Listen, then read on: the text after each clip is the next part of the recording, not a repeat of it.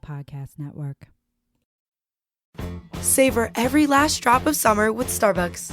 From bold refreshers to rich cold brews, the sunniest season only gets better with a handcrafted iced beverage in your hand. Available for a limited time. Your summer favorites are ready at Starbucks.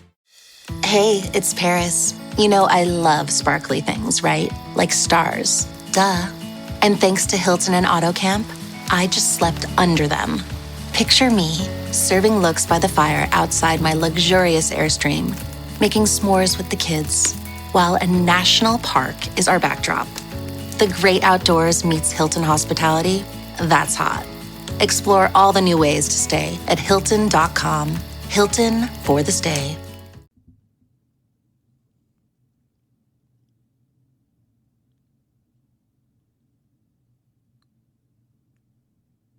Are you depressed, overwhelmed, anxious, stressed out about the next catastrophe about to befall you? Yes. Well, don't worry. Just kidding. That never works. So are we. And we're whining about Herstory, the Women's History podcast, where we are anxious and depressed and disassociating at random times and just trying to get through the day. Just a little bit crazy. And our coping mechanism is whining about badass babes from history that you probably haven't heard of, but Def should have. I'm Emily. I'm Kelley. What's up? Are you mentally ill? Do you like women's history? This is the podcast for you. I was like, Emily, it sounds like you're going into like a host read ad instead of like the intro to the podcast.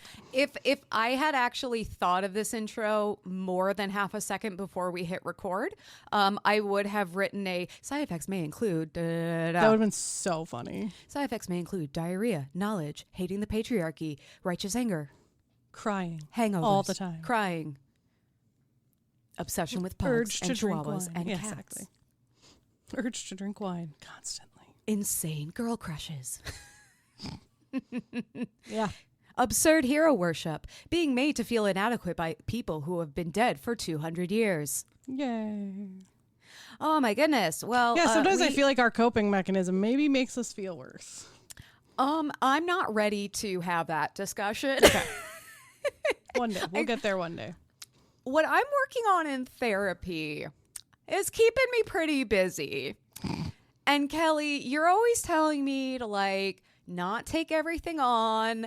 So I will address my doom scrolling and Later. my rigorous history learning, which then makes the present even more terrifying.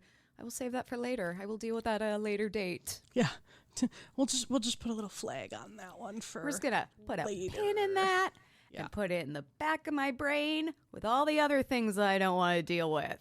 Yeah, that like sounds about good. Laundry and dishes. Yeah. I always tell people like, I mean, I have a lot of stuff. I have too much stuff.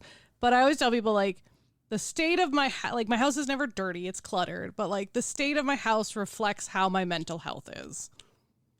So like the worse my house looks, the worse my mental health is. And then it's a cyclical process of, you know, I'm depressed, so my house gets messy, not dirty, messy. I do still clean it, but it gets messy. And then I get upset that my house is messy. And then the cycle just continues. See, I'm in a constant state of being a mess.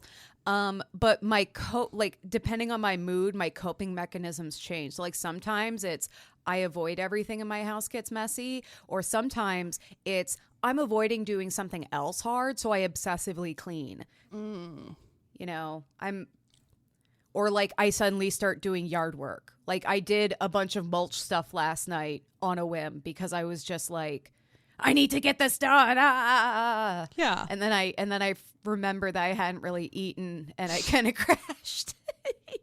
As one does. I'm not even going to judge because like I've definitely done that before.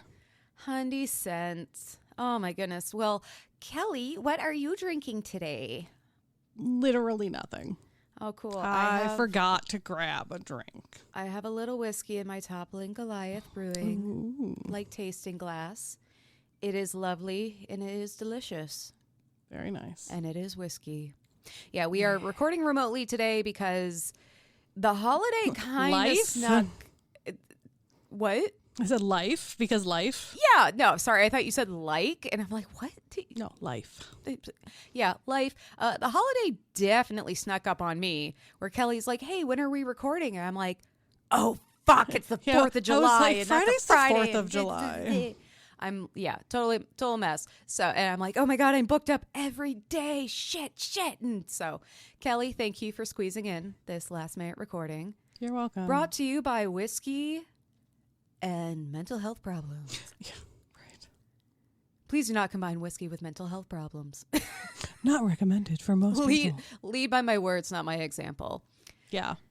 Well, Kelley, cheers to a safe holiday There you go. where everyone maintains the number of digits that they had before the holiday. That's what I was going to say. I was going to be like, please don't blow your fingers off.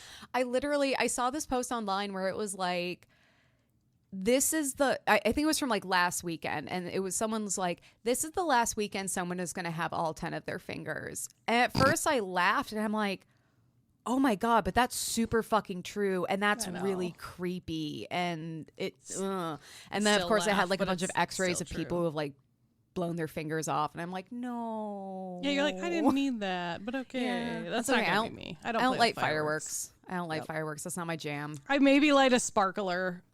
That's the extent of what I do. Yeah. They stress me out. Things that explode stress me out. And that's another thing that I'm going to put a pin in and address later in therapy. No, I'm kidding. That's a completely natural way to feel about things that explode. Yeah, I think you're good.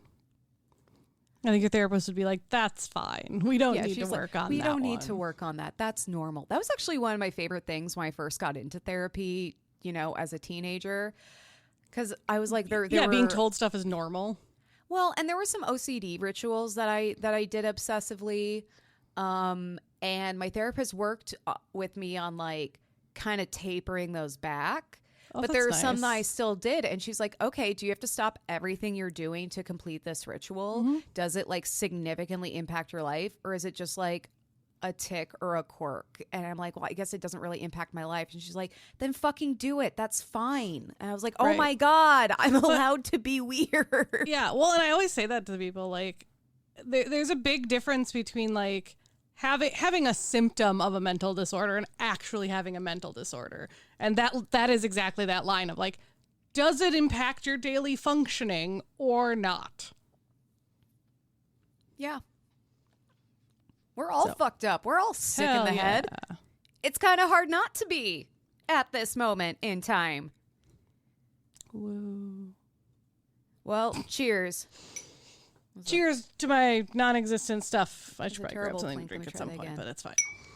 Oh, okay. That was a little better. I could like hear the liquid in it that time. Yes, that was good.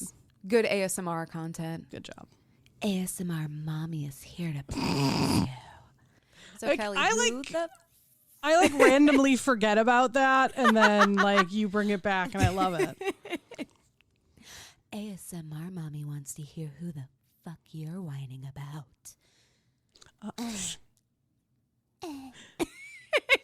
Kelley's like, I can't. You have to shut the fuck up, Emily. Like, No, I'm kidding. Emily, shut the fuck up, because the way my face is contorting from like Trying cringe, not to laugh we and cannot cringe. recover Yeah. from it.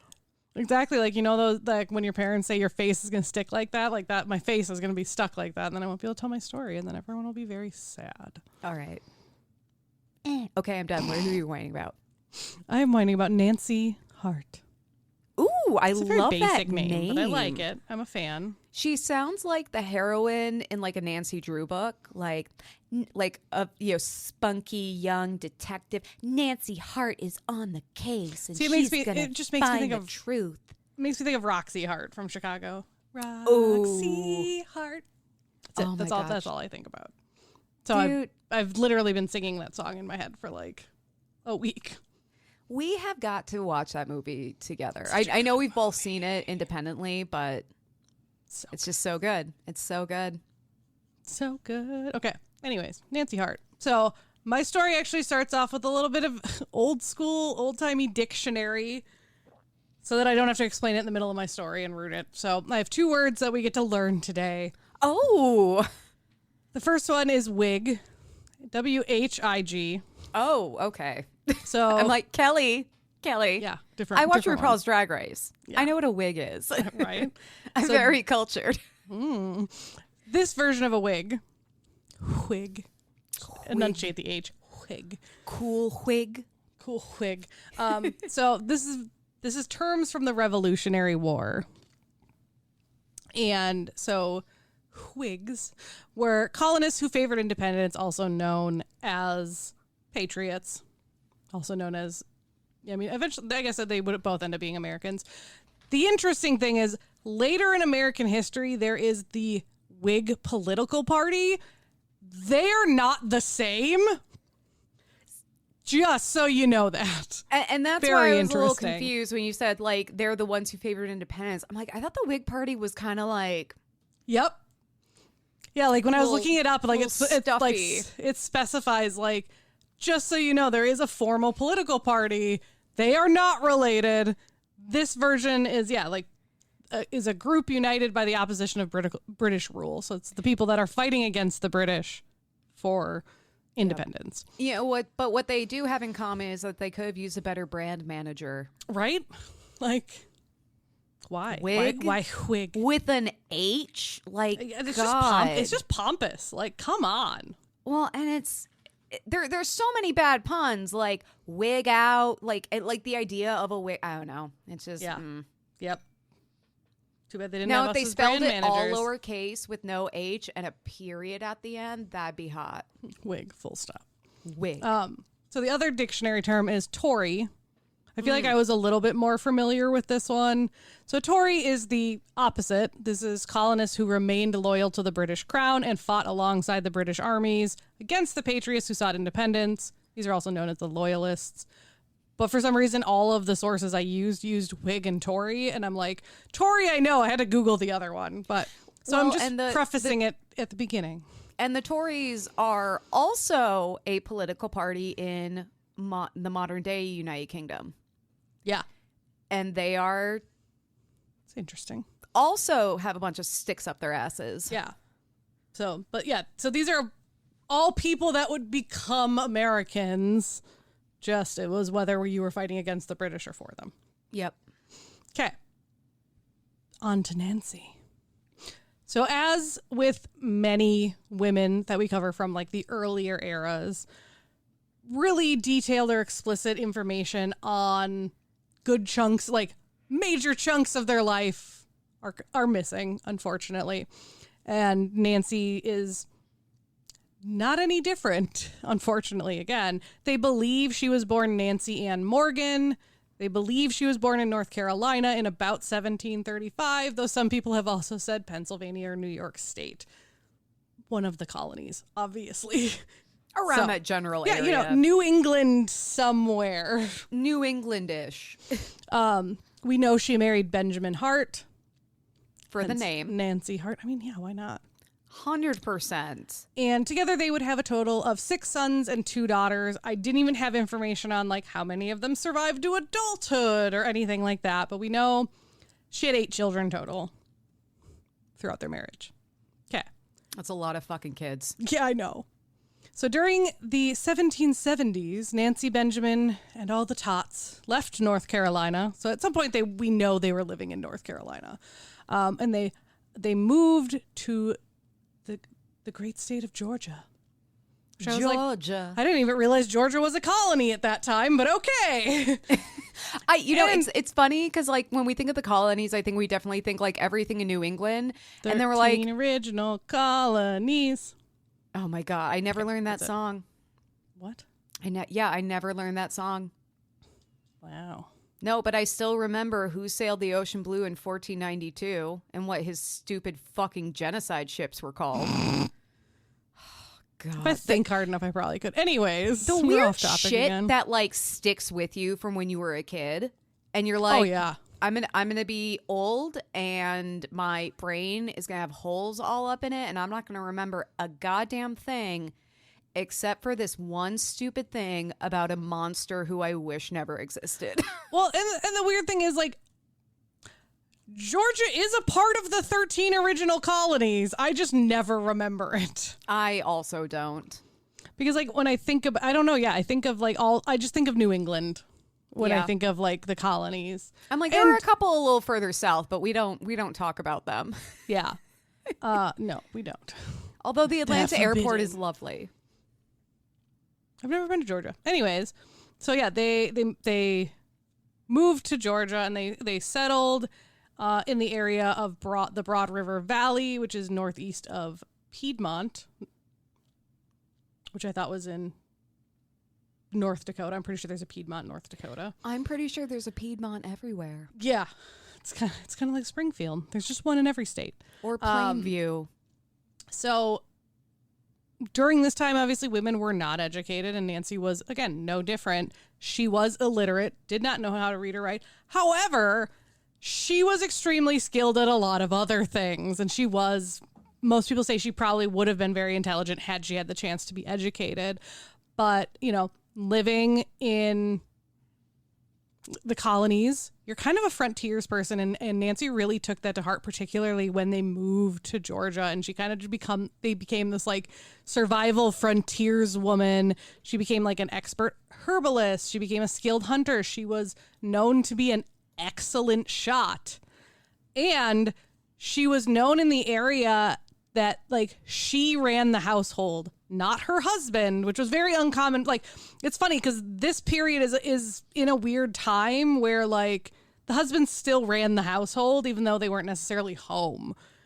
That was not the case in the Hart household. Apparently Nancy very much like ran the household. And she's also known for having a quick temper, being kind of like a fearless spirit, and she had a penchant for exacting vengeance upon those who offended her or harmed her family.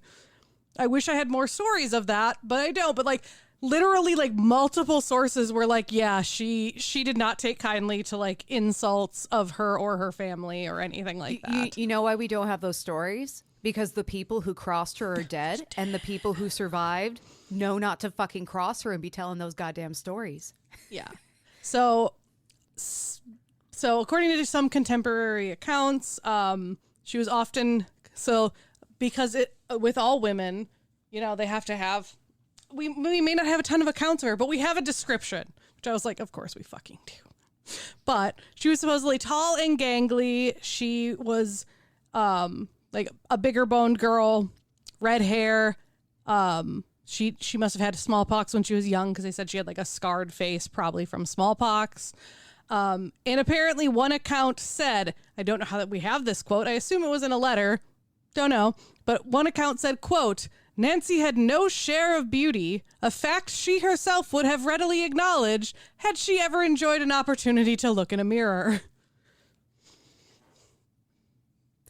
That's a burn. That's a cold. That is ooh. a. But I mean, like, I love it sounds like apparently it's a self burn.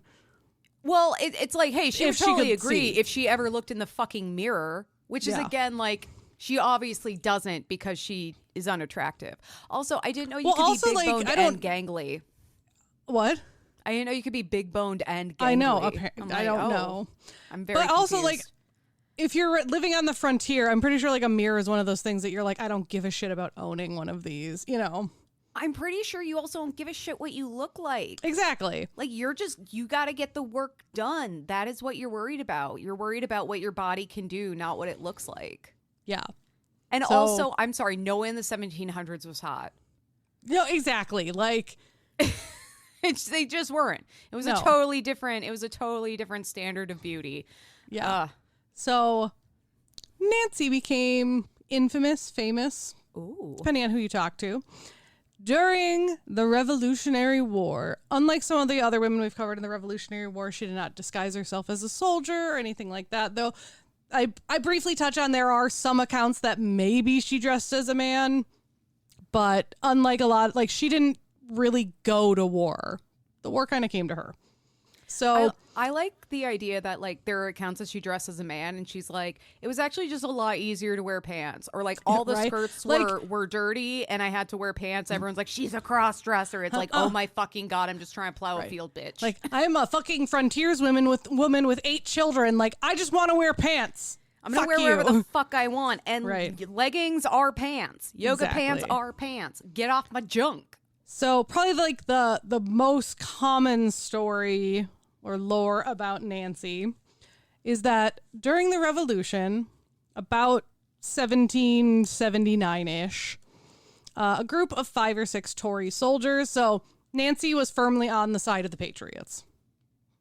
So she is a Whig, firmly on the side of the patriots. Because she fucking hates Pro-America. authority, except her own authority. Yeah, exactly. She honestly, like, I think of, like, you did that one short that was like, oh, we're fighting a war. Okay. You know, like, I feel like that's probably how she was. She was like, oh, we're being attacked by the British.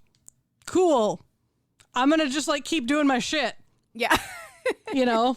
I feel like that's probably how Nancy was. But at this point, like I said, the war came to her, and so 5 or 6 Tory soldiers came to her home, not to like pillage or plunder, but supposedly they were either like genuinely like asking for food or looking for a Whig commander. Accounts vary, as they do with this kind of thing, but they were apparently not very pleasant to Nancy, and they demanded that she cook for them. Like, they were like, kill one of your like birds. They had like turkeys, and they were like, kill one of your birds, cook them, you know, give us all your wine and beer and like whatever like basically they had, and like basically tend to us. This is the 1700s version of choosy beggars on Reddit. Oh God, yeah. They're going door to door. Except these ones have guns. Asking for food. And then just being like, so you gotta give us the beer, you gotta give us the wine, but none of that cheap stuff. I want a rosé. Well, and I do wonder when they say like asking if it was really just like give us your fucking food. You're being voluntold because they have Exactly. guns. I mean, Well, really, and if too, like- someone has a weapon, there is no consent in that Exactly. situation. It's a threat. Well, and you think about it, like if Nancy's a frontierswoman, like she's probably on a lot of land. They probably don't have a ton of like super close neighbors. So, Right. you know, also like, yeah, I think it's one of those things of like, okay, if I can get them to not injure or, you know, like molest me by feeding them, I'm going to do it. Also, I'm sorry, gun or not, manners cost nothing. Yeah.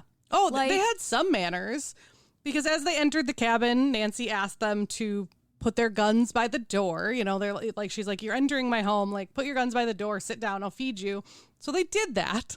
It's like shoes off. Yeah, I exactly, just right? swept, guns by the door.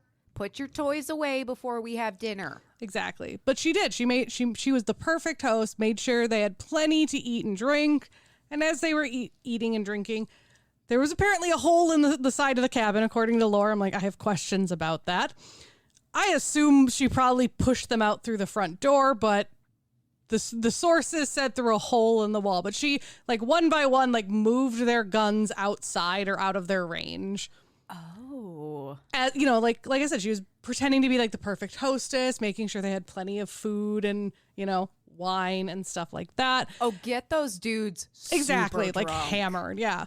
So after they 100%. had been drinking for what she deemed a sufficient amount of time, she grabbed one of the guns she hadn't put outside and ordered the men to stay still.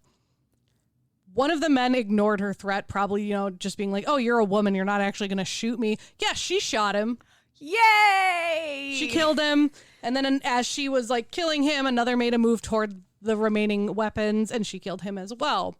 So there were 5 or 6 to begin with. There is now four-ish men alive.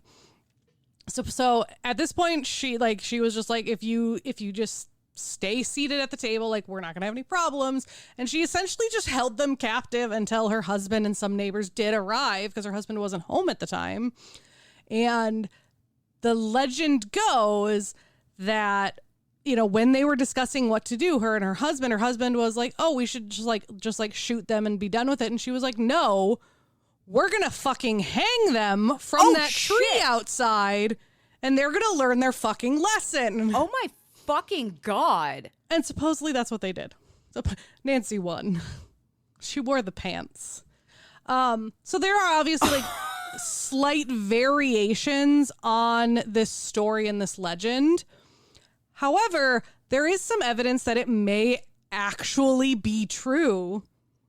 And that evidence is that in 1912, when they were working on the Elberton and Easton Railroad in the area, when they were grading one of the railroad sites that was about a mile-ish from where the Hart cabin would have been, they found 5 or 6 skeletons buried neatly in a row, a few of which had their necks broken, suggested hanging, and it was determined that they had been buried for at least 100 years. So there's no like definitive proof, but I think that's as good as we're going to get. I think what we can assume is a version of this story occurred. Yes, I'm going at some point. Yeah. I just think it's so cool that, like, you know, because so many times, like, we hear, like, oh, we don't know what happened, and there's all this, like, different things. It's like, no, we don't know what happened, and there's a good chance, yeah, like, something similar to what was told happened, which I thought was cool. Yeah, normally we don't get an according to family lore, and these 6 bodies. Yeah, exactly. as evidence. Jesus. So there were numerous other stories. Like some of her children did survive into adulthood because one of Nancy's descendants, a woman named Louisa Kendall, was the niece of one of her sons. So great niece. And she actually like wrote a letter to someone and was like talking to this person about like, oh, here's some stories of my uncle's mother. So Nancy. And, like, one of the stories was that one time she was taking, like, a big bag of grain to the mill, and a band of Tories, like, forced her off her horse and forced her horse off the road and, like, threw the grain on the ground and, like, you know, were kind of just, like, picking on her. And she was just like, fine, if you're not going to, like, let me by on my horse, I'm just going to walk. And she picked up, like, this massive bag of grain and just, like, walked to the mill because she was just like, fuck you guys, like I need to mill this grain, like, which I'm like, Jesus Christ. Isn't there a show or a movie where a woman is like only allowed to leave with what she can carry, and she like picks up the dude and carries him out or something? Yep. Yeah, I don't remember what it is, but I do. Yeah, God. That is. It's like, fine, I'm taking you then. That's what this sounds that. like. Where it's like, fine, I'll just fucking carry it. Fuck you guys. Yeah, she's like, fine, if you want to let me buy on my horse, I'll just fucking walk. That's the like angry, spiteful energy that I really need to harness. Yeah. There are also reports that she may have acted as a sniper. Remember, she was known to be a very excellent shot. Supposedly, they lived by the Broad River, so supposedly she would act as a sniper on one side of the river, killing Tories as they came across. And supposedly, I personally like the nickname, but apparently during the Revolutionary War, Nancy gained the nickname the Iron Lady, which I was like, yeah, she definitely strikes me as that person that's like, just, you know, like a hard ass, but like in a good way, like where it's like, if she cares about you, she cares about you. She's a woman that you definitely want on your side. Oh God, yeah. But it's like having a grenade. Like, you know, you can pull the pin and throw it at someone else, but you do not want to pull the pin anywhere near you. Like, you do not fuck with her. Exactly. You don't mess around. So one of the other stories that's a little less, like, most of the stories I've said up to this point, like, there are multiple, like, accounts. This one, there's only, like, one account, but I liked it, so I included it. So another story supposedly said that one day when Nancy was cooking lye soap in her cabin, her daughter was helping her and discovered that there was a Tory spy, like, looking in through a crack in the wall. How many times do we have to teach you this lesson, old man? Right. And so Nancy, being Nancy, threw a ladle of boiling soap into this person's eyes. And then as he was screaming in agony, I would assume you'd be screaming in agony. Went outside, tied him up, and just brought him to the local patriot militia and was like, here, I'm going to go back and make some soap. By the way, I just remembered what the quote movie we I were just made thinking up. of, Yeah. where it's Ever After. Oh, yeah. Yeah, you're Drew right. Barrymore has to carry the prince away from the bandits or whatever, and they're all like laughing, and she just like hoists them up and starts walking away like, Yeah, and they're y'all. like, oh, geez, yeah. Yep, that's it. And then, yeah, there are one or two accounts that say that she may have also dressed as a man, specifically to enter Tory camps to like overhear talk and stuff like that, to kind of act as a spy. Those are a little like more contested, but yeah. So after the war, there's a lot of, my brain just like forgot the word. There are accounts that talk about that she became very religious. Like apparently she knew the governor of Georgia, or like the person who was going to be the governor of Georgia. And he's like one of the people that wrote about like, yeah, she became very, and he put it in quotes, religious after the war. And I'm like, I don't know what that means. Because Nancy is not the woman who follows anyone else's religion. She's got it all figured out in her head. Yeah. And that's what she follows. And it may not be other people's definitions, but she's like, no, I'm super pious. I'll shoot a bitch, but I got my reasons. Right. So the man's name was George Rockingham Gilmer, which I was like, Jesus. yeah, okay. And like he would actually be the governor of Georgia twice. But so he wrote like the accounts of early settlers. And like I said, he included Nancy because, of course, like when you know a woman like this, how do you not include her in something? But he wrote about the early settlers, and Nancy was, a Methodist society was formed in Nancy's neighborhood, and she went to the house of worship in search of relief. She found the good people assembled in class meeting, and the door closed against intruders. She took out her knife, cut the fastening, and stalked inside. She heard how the wicked might work out their salvation and became a shouting Christian, fought the devil as manfully as she fought the Tories. Which I was like, that's amazing. One, I like that, like, they were like, hey, we're going to secure ourselves so we can, like, pray in peace. And she's like, fuck that shit. Like, I'm coming in and I'm hearing what you have to say. Yep. I just also like that they called her a shouting Christian. Like, that's just funny. You know, normally I'm like, we need fewer shouting Christians, but this bitch is not fucking around, and right. I kind of love that. Later in life, the Harts would move to Brunswick, Georgia. They may have also traveled in other places in the South as well, such as Alabama and South Carolina, but it's a little harder to track, whereas, like, Brunswick, we're like, okay, they have, like, a deed to the land, kind of, like, there's a paper trail. Benjamin would die shortly after they moved in the late 1780s-ish. And Nancy actually, after he passed, would basically immediately return to, or try to return to the cabin on the river. Probably because I'm like, yeah, if that's where you spent most of your life, like married life, why wouldn't you want to go back there? However, when she tried to go back to her cabin, she found that the river had flooded and there really wasn't much left of her cabin, which is very, very sad. Oh, you can't go home again. So Nancy would wander for a little while and eventually would settle with one of her sons, John Hart, whose niece is the one I talked about earlier. And he just lived in a different part of Georgia, and so that was fine. And then in 1803, so like Nancy's still kicking. In 1803, John, Nancy, and his family would move to Kentucky. And that she would kind of just live a pretty quiet life for the rest of her life. And I couldn't, like, even her death date is contested. Like, obviously she is dead. That'd be very scary otherwise. Is she? But the estimate, I need a body to confirm that right? this bitch ever died. So the estimate is that she died in like 1830-ish. Wait. Which I'm like, that would make her 95 years old, and that seems a little long. I was like 1830. We were just in the 1770s. Yeah. Yeah. So I'm like because yeah, they estimate she was born around 1735 and died around 1830. I'm like, Jesus Christ. I feel like she just lived out of spite. Like in a good way. She didn't die. She was like, I'm ready to be done now, and just ascended into whatever like, her heaven looks like. No, she just like she literally just walked into the sunset, never to be seen again. Yeah. Oh my God.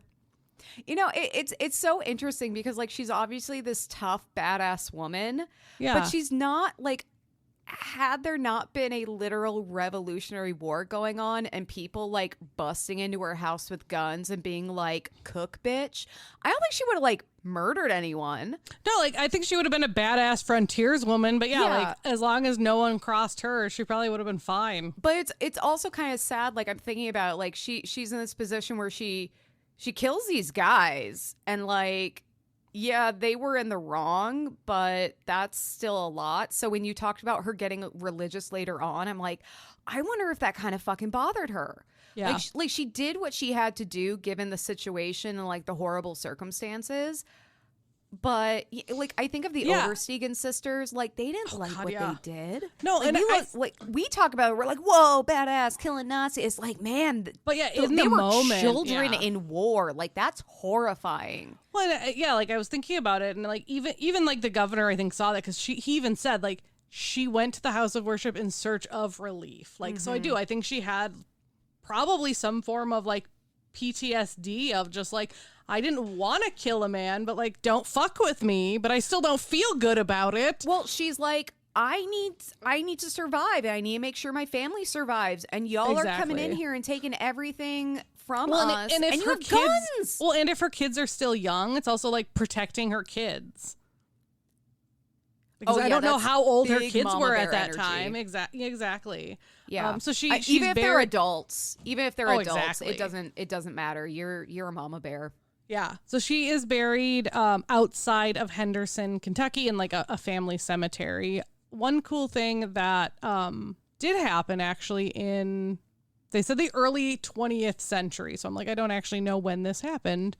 But the Daughters of the American Revolution, which I can only hope and pray are better than the Daughters of the Confederacy, but that's a very low bar. So they're a different okay. No, they're a very different organization, but I'm just saying, like, read about the Daughters of the Revolution. Here's the thing, though. Every time you start a sentence with the Daughters of the, I'm always I know. I'm like, I got real mad. I'm like, don't fucking do this to me. But from what I read about, I mean, you know, it's a lineage based service organization for women. But this one is very focused on, like, it is a nonprofit. It's non-political. It's literally just focused on like education and stuff like that. And I'm like, okay, they seem better. Yeah, I didn't do a deep dive. Instead of lying about the American Civil War and saying that black people like to be enslaved. And honestly, like, we won the American Revolution, so it's also harder to be like, you know, because it's like, no, we actually like won this one. We did gain our independence. Yeah. But the thing that they did that I thought was cool was on the site that they approximated to be where Nancy Hart's cabin was, they rebuilt it. Like I said, approximately the same location. And so, yeah, they used chimney stones that were recovered from the site of what they believe is the original cabin. Oh, wow. And like all of this stuff. And I don't know if it's still there. Like I couldn't find it, but I also am like, I don't know what do I Google to see if it's still there, you know, but so it may or may not be there. Either way, I think it's cool that they like rebuilt it anyways. Like that's super cool. And Georgia and Georgians in particular have actually memorialized Nancy Hart quite often. Like they're very, very proud of her. I'm like, yeah, like legit. I would be. Yeah. So Hart County is supposedly named for her, as well as the county seat, Hartwell. During the American Civil War, a group of women in LaGrange, Georgia, founded an all-female militia company, which they named the Nancy Harts, which I'm going to have to do like a sub-episode on, because that's cool. But basically, like, they were just a small militia to like defend their town against the Union Army because all of the men of fighting age had left. Right. So, like, that's kind of cool. Like, yes, they're on the wrong side of the war, and it sounds kind of interesting. Well, I will say, like, yeah, I mean, I don't think anyone could accuse us of being like on the Confederate side on this podcast. No, I will say, I mean, even the woman I just covered that was a Confederate, we were kind of like, yeah. It wasn't like yay Confederacy. It was just like, chaos. It was holy fucking shit. What is this woman? Yeah. But you know, when you're at war and you have lost your primary defense mechanism, Oh God, yeah. and the enemy army is coming through, yeah, you want to protect yourself. I get that. Yeah. Oh, and I think that's a big thing too. It's like they're not going out and fighting the war. They're literally protecting their own families, you know. Yeah, and it would be completely inaccurate to say that the Union Army never committed atrocities. Just like it'd also be inaccurate to say the Confederate Army never committed atrocities. Exactly. So Honestly, most armies have probably committed some atrocities. But anyways, so there weird is how war brings that out in people. Yeah. So there's also a Lake Hartwell, Hartwell Dam, and Hart State Park, all named for her, all in Georgia. She was also inducted into the Georgia Women of Achievement in 1997. And there is a chapter of the National Society of the Daughters of the American Revolution, which, Jesus Christ, that's a mouthful, that they renamed in honor of her, which I was like, that makes sense. Like, if you're talking about descendants of people from this war and she's kind of like your state's like, look at this person we had during this war, it makes sense to rename someone after her. But I think it shows, like, you know, we always talk about like, oh, look at the women that went off and fought for war. But I think it's also important to talk about, yeah, like there were plenty of women that didn't go off and fight for war, but still had to defend themselves or their families or, you know, things like that. And I stumbled upon, I don't even actually remember how I stumbled upon Nancy, but I like stumbled upon her and I was like, that sounds interesting. And then I like dove deeper and I was like, yep, that's kind of weird and interesting and like just kind of like a one-off. And I was really sad because there was a news article about like the skeletons. It was called "The Skeletons of Tories Killed by Nancy Hart Unearthed Tuesday," but the link didn't work, and I was like, God damn it! I just wanted to read the news article. Check your but if I find links, it, I'll have people. to find it. So yeah, that is Nancy Hart and her, you know, vivacious attitude of just like, don't fuck with me. Don't fuck with my family. Just leave us alone. You know, she was the find out. Exactly. People fucked around and then she was like, all right, I guess you find out now. Like, hey, This was not how I was planning for my day to go. This isn't what I wanted to do with my day. But I guess we're here. Yeah. And so I'm going to do what I'm going to do. I also really like her story because you mentioned like there are women who dress as men and fought in the war or followed their husbands. You know, it's like women were literally everywhere in every aspect of every conflict ever. So, okay, like, you know, this is just another example. Like Nancy Hart is exceptional in like her legend, but she wasn't the only woman who was like trying to defend her home and her kids and keep shit together while the fate of the hypothetical country was in the balance. Right. So one thing I forgot to mention is that there is, or was, I can't tell if it's still named after her, but there is like is or was a like highway in Georgia, like, or part of a highway in Georgia named after her. And there is actually like a plaque that this is what the plaque says. So it says, I didn't include this part, but I'll talk about this after. So on Wahatachi Creek in Revolutionary times lived Nancy Morgan Hart, her husband Benjamin, and their children. 6 feet tall, masculine in strength and courage, Nancy Hart was a staunch patriot, a deadly shot, a skilled doctor, and a good neighbor. A spy for the colonists, she is credited with capturing several Tories, and later with her son John and his family, she joined a wagon train to Henderson County, Kentucky, where she is buried. Hart County, the Nancy Hart Highway, and schools in Elbert and Hart counties are named for her. A replica of her log home with chimney stones from the original is in the Nancy Hart Park, 1.5 miles from here. Now I know what to Google. When the fuck did she become a doctor? I think it was one of those, like, she was a frontier, like, I called her an herbalist because that's what a lot of the things, I think she was you know, a frontiers woman. But the interesting thing, I have two things. One, supposedly, like giant asterisk, because I don't know. According I to didn't do a ton family of lore. research. But actually, according to the United States Bureau of Roads in Washington, D.C., this is from 1950. So that's when like this highway got dedicated to Nancy. Apparently, at least in 1950, this was the only highway in the United States named for a woman.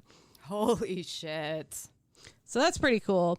But the other caveat I wanted to talk about too is there are some texts that I mentioned the Wahatachi Creek. Wahatachi stands for war woman. And there are some texts that are like, oh, that's for Nancy. No. That's what I'm prefacing with. I kind of dove deep into that because I'm like, oh, that's really, really interesting because like Native Americans do not feature largely in Nancy's story. So I'm like, oh, where does like, why would she get that? And I'm going to look this up quick before I say something wrong because I don't want to say the wrong nation. I mean, we're wrong a lot. Yeah, but if I can get the right Quite one. often. I do appreciate you checking your sources and using the wonderful tool that is the internet for knowledge. So- and good. Cherokee. And it's Cherokee. I was going to say Cree, and I'm like, that doesn't sound right. But yeah, so it is a creek that was near her house. And yeah, some people were like, oh, that's definitely her, like war woman. It's definitely Nancy. No, because you can look in the Cherokee records and like their history and see that it predates Nancy. See, and that was my in assumption Native with it being an American- indigenous word. Yeah, well, and being like, there were a lot of like Native American warrior women long before the American Revolution. So Nancy Hart has a highway that might be, or at least was, the only one that was named after a woman. Also, the cabin does appear to still be standing. So I kind of want to go to Georgia now. Very cool. Very cool. Well, damn, Nancy Hart. Nancy Hart. All right, Emily. And they both reached for the gun. Yeah. No, I mean, no, Nancy already had She the reached gun. for all of the guns. She reached for all of them. Nancy had the gun. The other guy reached for it and died. Yeah. Well, today Who are you? I am whining about Margaret Peg Rosella Kinsman and the Waves Wall. Waves wall or waves? Okay, you said it. Like, it sounded like it was one word, and I was like, what? Waves Space. Wall. Okay, There we go. Yep. beautiful. So I'm excited about this. I mean, we've heard about the waves and the wax and all of them before. So I'm excited to hear about this. I guess I'm assuming that's the waves you're talking about. It is. It is. And I love that, like, we've learned enough doing this podcast where we're like, oh, yeah, I know who the waves are. Right. Like, I'm like, I don't need that background context. I'm grounded in reality. I do still give some background because it's, you know, I mean, it's fun. you never know. This could be a listener's first time here. Or maybe we all just need a I'm refresher. sorry. So when I was in DC for work, one of the places that Caitlin from a tour of her own recommended was the Tabbard Inn. So it was pretty close to the hotel I was staying at. It is the longest the longest continuously running inn in DC. So it's seen a lot. It's so fucking cool. So like it's an inn, but they also have a restaurant that anyone can go to, and they have like this beautiful eclectic outdoor patio with like all this like weird art and plants, and like it's it sounds amazing. fun. I sent you some pictures. There are like some statues with like really great asses, and I'm like, was new super butt nice. inspo just Yeah. dropped. Hell yeah. The food was amazing. The coffee was great. My server was I wish I'd written her name down. It was one of those like, I'll remember it. But she was so sweet. And I was listening to a book called The Women that Caitlin had recommended, because I was like, I got there and then realized, oh, I'm having lunch at a restaurant by myself. And I literally cannot remember the last time I did that, if I've ever really done that. But I was just like, just lean into enjoying your own company. You're okay being alone. Everything is fine. And I actually did. It was really nice. It was a good experience. But what Caitlin told me about was there is a waves wall at the Tabbard Inn because it used to be home to waves. So I asked the server and she's like, let me find more information about that for you. And she goes away, and then like one of the other people who work there comes up and he's like, I heard that you were asking about the waves wall. I was like, oh shit. Yeah, I was. And he told me where to find it. And I went in there after my lunch and looked around. And that's where I learned about Margaret Peg Rosella Kinsman. Wow. So I'm excited about this. We need to go to the Tabbard Inn just to see the awesome butts. I know I sent you that picture. Butts. I know you did. Yeah. It was great. I was All just right, imagining it in my head. Throughout its 100+ years in business, the Tabbard Inn has bared witness to an immense amount of history. And like many during World War II, the oldest continuously running inn in Washington, D.C. did its part for the war effort, hosting members of the Women's Accepted for Volunteer Emergency Service, better known as the Waves. This was the Navy's branch of servicewomen during World War II. Waves and their equivalents, the WACs for the Army and the WASPs for the Air Force, offered opportunities for women in the military that had otherwise been denied. Meant to free up men for combat roles, Waves primarily did clerical work, storekeeping, navigation, worked in hospitals, and as code breakers, which you, for anyone who hasn't listened to Code Girls yet or read it, get on that, because they talk all about like the WACs, the Waves, and like women in the military doing the code breaking. It is fascinating. So though women couldn't serve in combat roles, they were able to advance to officer ranks, which was a really big deal. Yeah. So and just kind of crazy to me, you know, like that. It's like, oh yeah, you can't do some things, but yeah, you can do others. Like, yeah, it's like, yay, but boo. Well, and it's like, oh, you can't do these things. And then war breaks out and they're like, shit, we got to get all these people trained and we suddenly need all these people. It's like, wow, if only you had thought about that before instead of being a bunch of sexist assholes. Right. Shocking. So advancing in the military wasn't every wave's goal. However, many women were driven by their sense of patriotic duty because they had brothers, sons, or husbands serving. Some were looking for adventure, for travel, or hoping for opportunities that just were typically denied to them on the basis of gender. There's a million reasons that women have and continue to enter the military. Well, yeah, I think, and especially back then, we did see a lot of women that were just like, I don't want to be a teacher or a mother, and I don't have a ton of other options. Well, and with the code breaking, so actually, the United States kind of knew like shit was gonna hit the fan. They didn't know about Pearl Harbor, but they kind of knew they knew we were gonna get dragged into the war eventually. We need to keep an eye on this situation. So even before World War II broke out, they were tapping elite women's colleges for people who were good at code breaking, and they would give them tests, or they would get recommendations from professors, and then give these women some education in code breaking. They'd be like, hey, you want to come and do this job with the military? And that's how they got into code breaking. That's almost, that's so cool. Kind of like clandestine. Like a professor was like, hey, take this test and give it back to me and we'll see how you did. Oh, you did well. Hey, you should go to DC and I don't know, just meet a guy. Do something. he's gonna give you a new career as a code breaker. Yeah.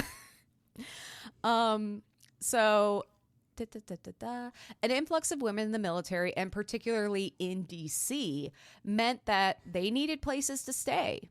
In some cases, the military would quickly construct barracks, but mostly they utilized existing spaces, such as the Tabbard Inn. Yeah, so during World War awesome. II, the Tabbard Inn served as officer quarters for the Waves, and one of these officers was Margaret Peg Rosella Kinsman. Now, I read somewhere she was known as Peg to her friends. I refer to her as Margaret because normally I'm like, oh yeah, we're all besties in here, but I'm like, Margaret, you have I want to be presumptuous here.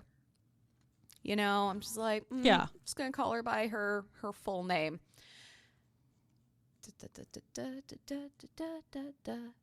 So born on July 20th, 1919 in Winthrop, Massachusetts, bless you, Margaret, better known as Peg, was one of 5 children. Margaret was an intelligent and active child who wasn't afraid to mix things up with the local boys. In fact, when she was 10 years old, her parents bought her a football helmet so she could stay safe during neighborhood scrimmages. Okay. Good parents. They're not like, no, you're going to get dirty, don't play with the boys. They're like, just please protect your head. Just like, be safe. They're like, just be safe. Yeah, exactly. Make good choices. Be safe. Wear your fucking helmet, okay?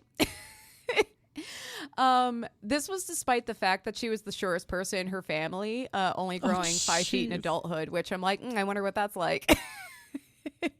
I do wonder what that's like. I was so like that as a kid, though. Like, I resented anything feminine, and I was like, I want to play with the boys, be tough, and da-da-da. Of course you did.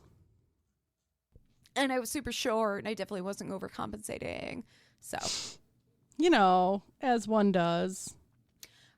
She had a love of reading, and this led her to earn her degree in library science from Simmons College in 1940. And my mother already loves this woman because she has her master's in library science, and she's a smart cookie. Yeah, she is. At this time, the United States was doing its damnedest to stay out of World War II. But the conflict in Europe was raging, and talks of the U.S. joining were beginning. On December 7th, 1941, there was no more question. The U.S. was at war. Pearl Harbor, in case anyone's a little lost. Yeah, Pearl Harbor happened. Yeah. I remember I was studying for a test like in elementary school about World War II, and I could not remember the day of Pearl Harbor.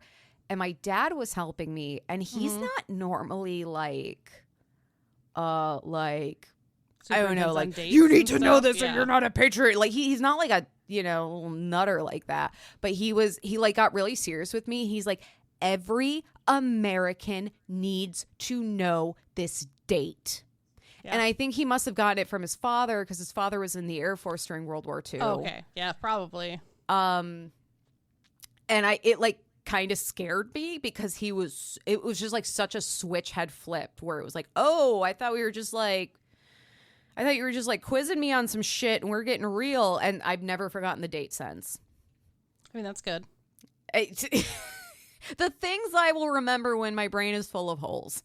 Yeah, Swiss cheese, but Pearl Harbor, too big to fit through. Swiss cheese, but December 7th, 1941, the Nina, the Pinta, and the Santa Maria, motherfuckers. All right. The U.S. military saw a surge of recruits after the attacks on Pearl Harbor, but they were still in need of bodies. Even with approximately 60% of the U.S. military force being conscripted, they were in dire need. So this is something that I think is really interesting about like what I think our conception of history is. World War II actually had more drafted people than the Vietnam War. The Vietnam War had more volunteers because they were raised by all the people who fought in World War II. It was just that in Vietnam, there was a lot of protests about the draft and conscripting people, but yeah, there were more people drafted in World War II, which I'm like, I think that's just so interesting. So to free up men to serve in combat positions, women's volunteer units such as the Waves were created in 1942, allowing women to serve in unprecedented capacities. Margaret joined the Waves in 1943, receiving her training at Mount Holyoke College. And like her in her family, Margaret was the shortest member of her group of graduates. We stan a short queen. That's kind of funny to me, though. I love it. I'm like, I wonder what it's like to be oh, wait, no, that's my everyday life. You're like, wait a minute, that's already me. That's just my life. That's just how I exist in this world. And Q, and we love who is you for it. Just like a smidgeny bit shorter than me, she'll like stand on her tiptoes and be like, I'm taller than you, or I'm as tall as you. And I'm like, you're not quite there, but you're definitely going to be taller than me. And she's like, I know I am. I'm like, you think you're rubbing this in my face, but I've been the short person my whole fucking life, okay? This is not news to me. I've had 6-year-olds who are as tall as me, okay? Yeah, I think my niece might be your height or a little bit taller. Like, she's getting close to my height, which is surprising because my sister's shorter than me. My sister, I think, is your height. Yeah, but her dad is tall. Yeah. Both so of my parents are shorties. Yeah, they are.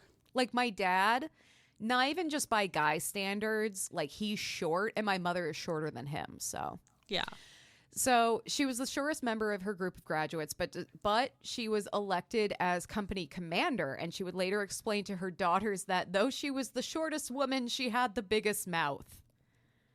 Sounds like Nancy. I mean, I don't like Nancy was apparently 6 feet tall, but the mouth part. I'm very much feeling Margaret right now. Short, but loud. Sassy as hell. Like, because you have to be when you're that short. Otherwise, no one knows you're fucking there. I was like, Emily, are you sure you're not talking about yourself? I kind of. Short girl energy. Love it. See, it's important to see ourselves in the stories that we tell. Representation's important.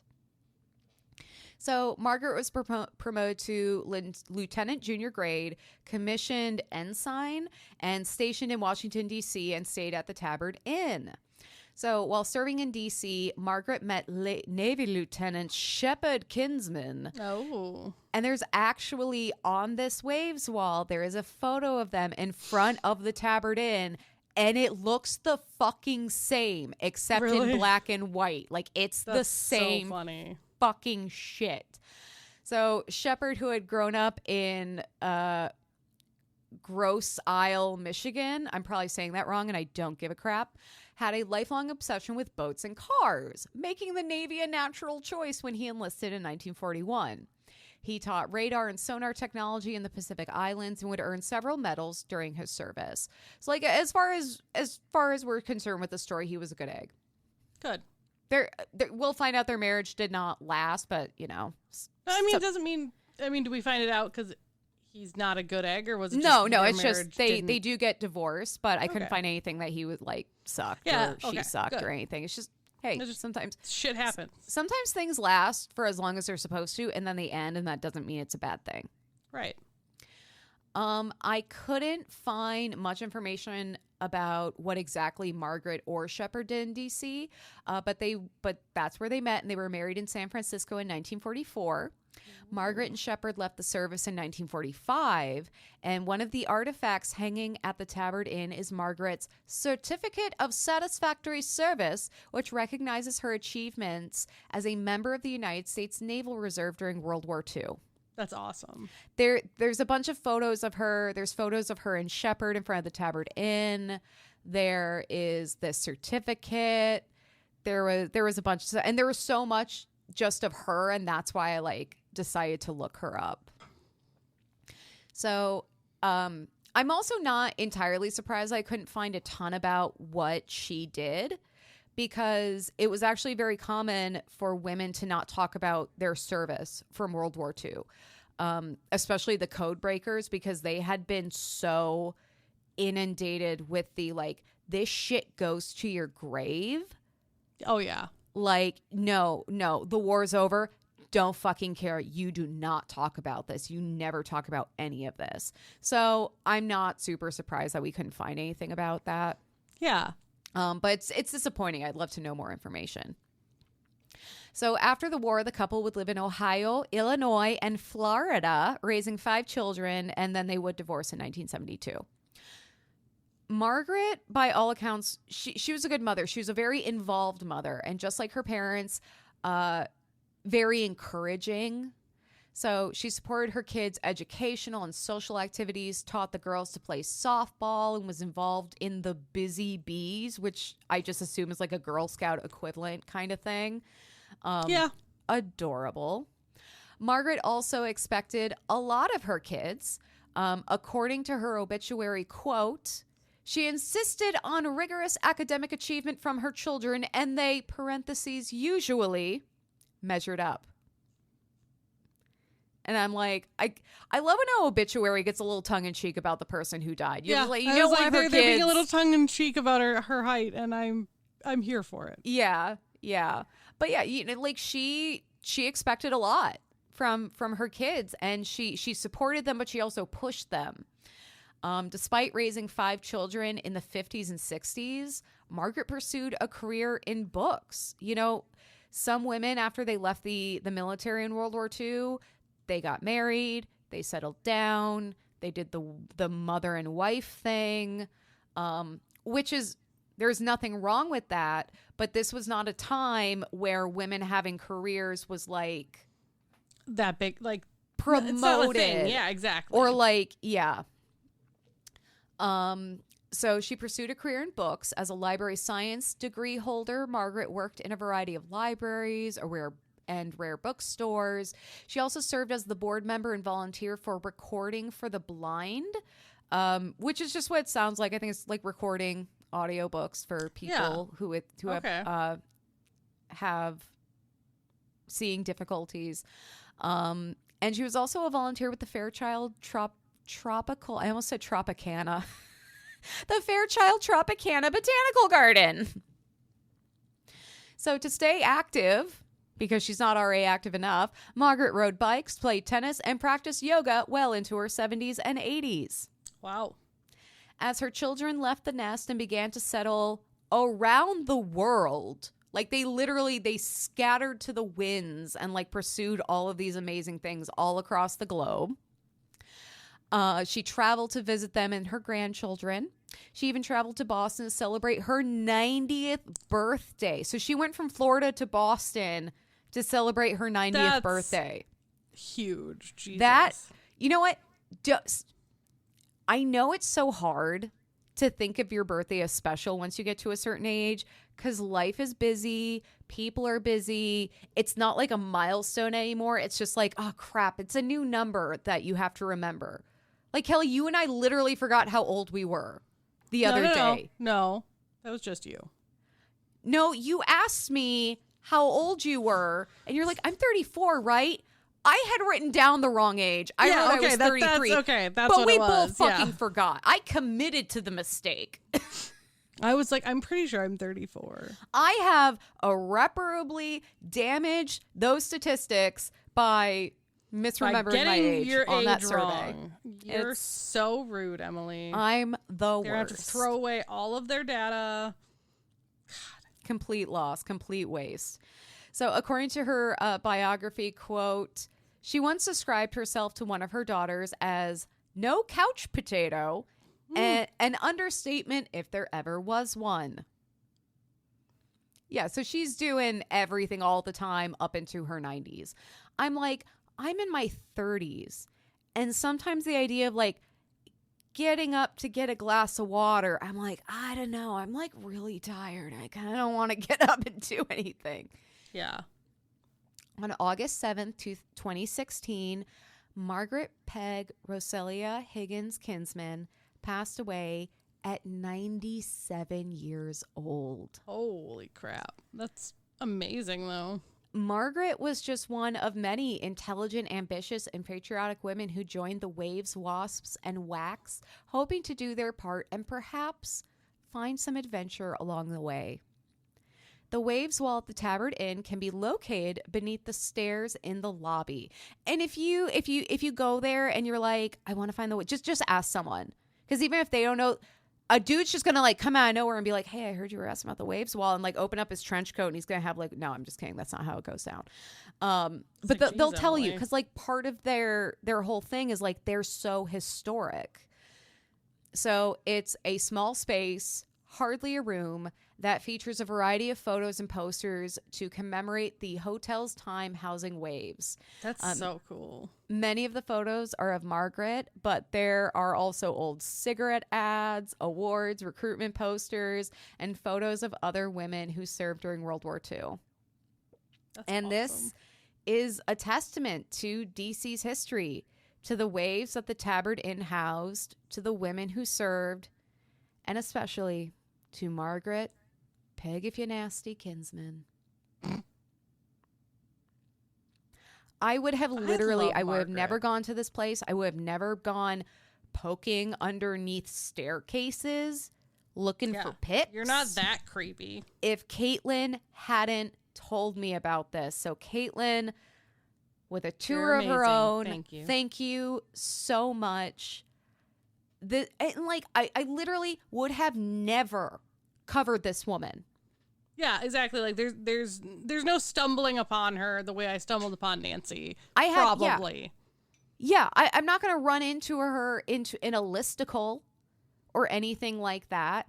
And it's so cool. And again, the Tabbard Inn, really beautiful place. The staff there, absolutely amazing. I kind of like wandered in and I was like, I feel like I shouldn't be here. Like it's this cute little like old inn hotel. And like the staff at the front desk, and they're like, hi, can I help you? I'm like, I'm looking for that. And they're like, are you looking for the restaurant? I'm like, yes. And they're like, it's right back there. They're probably like, are you okay? I'm alone and I cried all day yesterday. I need help. Yeah. You're like, can I have a hug? I'm just like very overwhelmed right now with lots of feelings. Most of them good, some of them a little existential.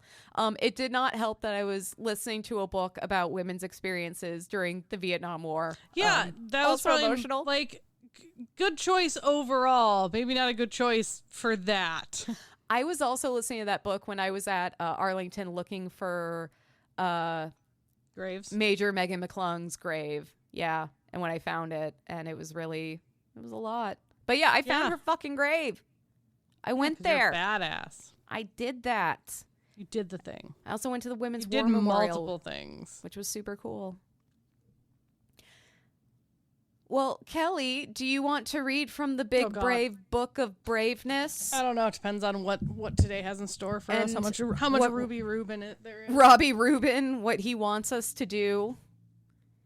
How we can honor him as we are made in Robbie Rubin's image. Oh, God. As delicious sandwiches. The truth that sets you free. That was last time. Right?